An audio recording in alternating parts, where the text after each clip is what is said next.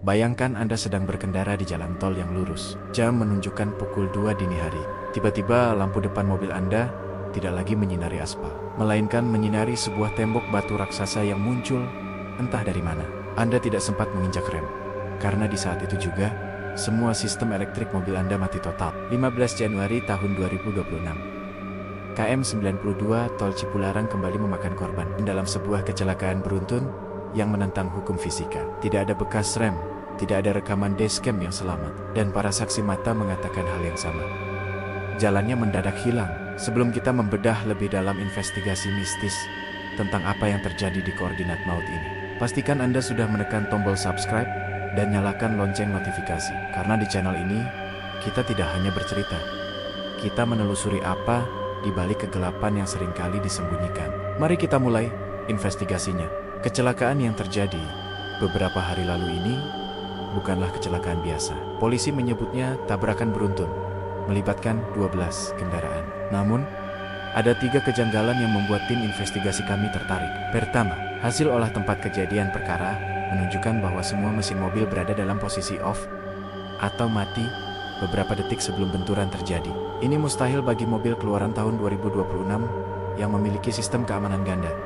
Kedua, kondisi aspal. Tim kami turun ke lapangan 24 jam setelah kejadian. Biasanya, pada kecelakaan kecepatan tinggi, gesekan ban dengan aspal akan meninggalkan jejak karbon yang permanen selama beberapa minggu. Di KM 92 kemarin, aspalnya bersih. Seolah-olah mobil-mobil itu tidak menghantam aspal, melainkan dijatuhkan dari ketinggian tertentu. Ketiga, adalah fenomena kabut lokal.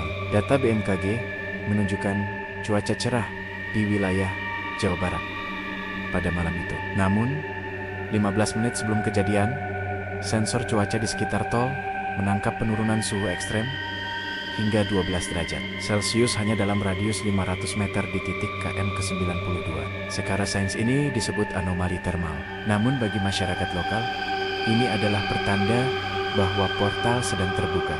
Kita sering mendengar berita kecelakaan dari kacamata media, jumlah korban, kerugian materi, atau analisis teknis remblong. Namun, jarang sekali kita mendengar apa yang sebenarnya dirasakan oleh para jiwa yang berada di dalam mobil-mobil itu. Beberapa detik sebelum benturan terjadi, kami berhasil melacak keberadaan Air, seorang pengemudi travel yang selamat dari tumpukan mobil di KM 92. Dia bukan hanya saksi.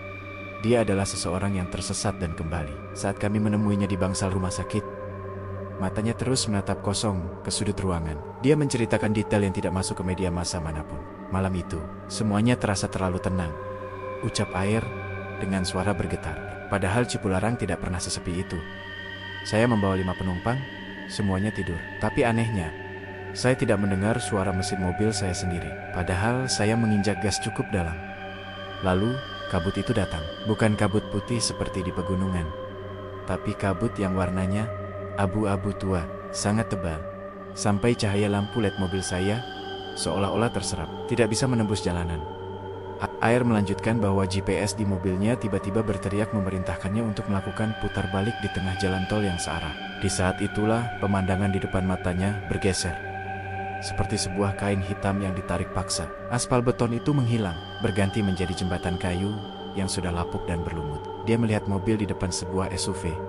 Hitam bukan melaju, tapi seperti terhisap ke dalam sebuah celah di udara yang bentuknya seperti gerbang candi raksasa. Air ingin menginjak rem, tapi kakinya terasa sangat berat. Seperti ada tangan dingin yang menahan pergelangan kakinya di bawah jok dan di pinggir jembatan kayu itu.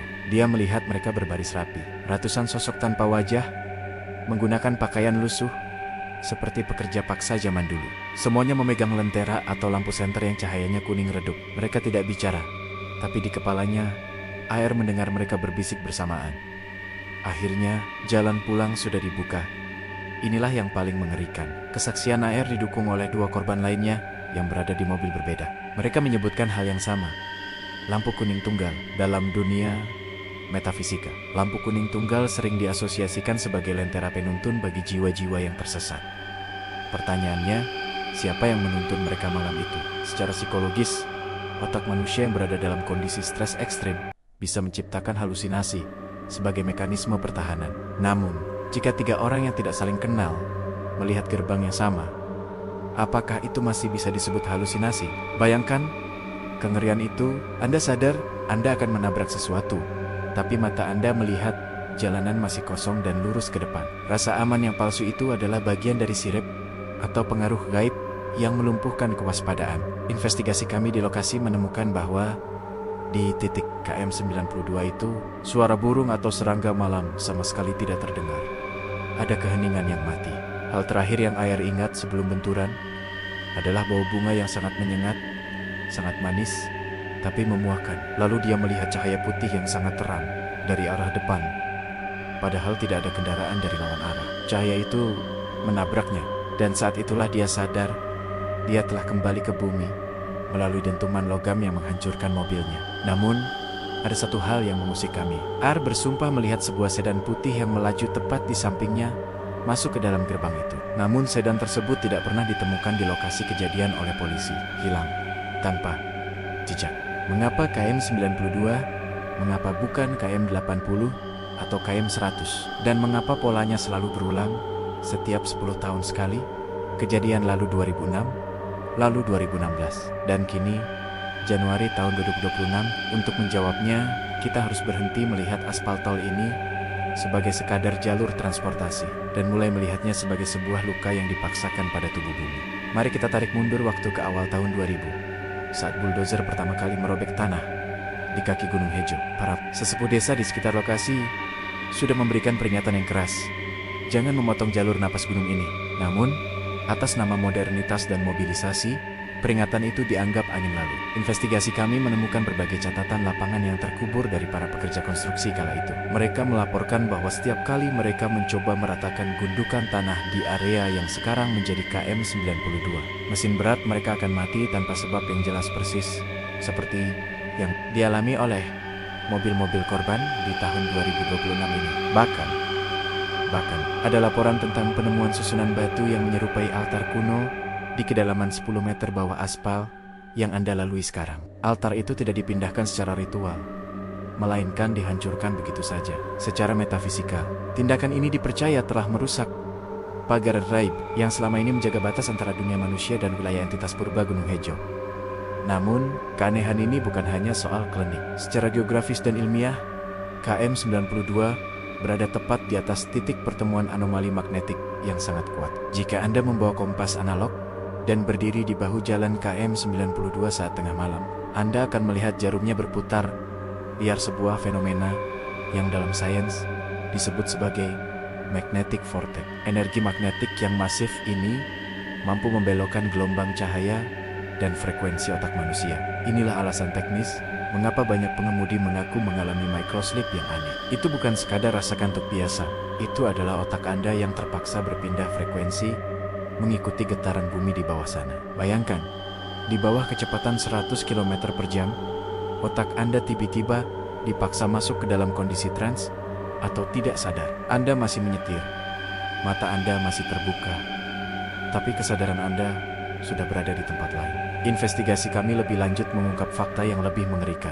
Pada Januari tahun 2026, konfigurasi planet dan tarikan gravitasi berada pada titik yang sangat langka. Secara geometris, KM 92 membentuk sudut siku-siku sempurna dengan puncak Gunung Hejo dan sebuah situs keramat di wilayah selatan. Titik ini membentuk apa yang disebut para praktisi sebagai segitiga pemanggil. Pada malam kejadian itu, kabut yang dilihat oleh para saksi mata bukanlah kabut air biasa. Itu adalah kondensasi dari energi yang terlalu padat, sebuah manifestasi fisik dari pergeseran dimensi. Pembangunan tol ini telah menciptakan sebuah labirin gaib. Saat Anda masuk ke KM 92 pada waktu yang salah, Anda tidak sedang mengemudi di atas beton buatan manusia. Anda sedang melintas di atas sebuah perjanjian lama yang belum tuntas dibayar. Para pekerja yang tewas saat pembangunan dulu, tulang belulang yang tak pernah ditemukan, dan altar yang dihancurkan, semuanya berkumpul di titik ini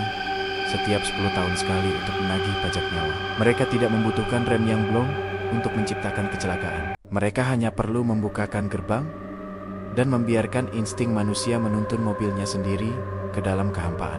Pertanyaannya sekarang bukan lagi mengapa ini terjadi, tapi kapan giliran Anda melintas di sana? Karena selama luka di kaki Gunung Hejo itu, tidak disembuhkan, maka setiap aspal yang Anda lalui di KM 92 akan selalu menjadi jembatan tipis di atas jurang tak kasat. Mata yang siap menelan siapa saja yang tidak waspada. Investigasi ini membawa kita pada satu kesimpulan pahit yang sulit diterima oleh logika modern. Dunia yang kita tinggali memiliki lapisan-lapisan yang tidak selalu bisa dijelaskan oleh nalar manusia.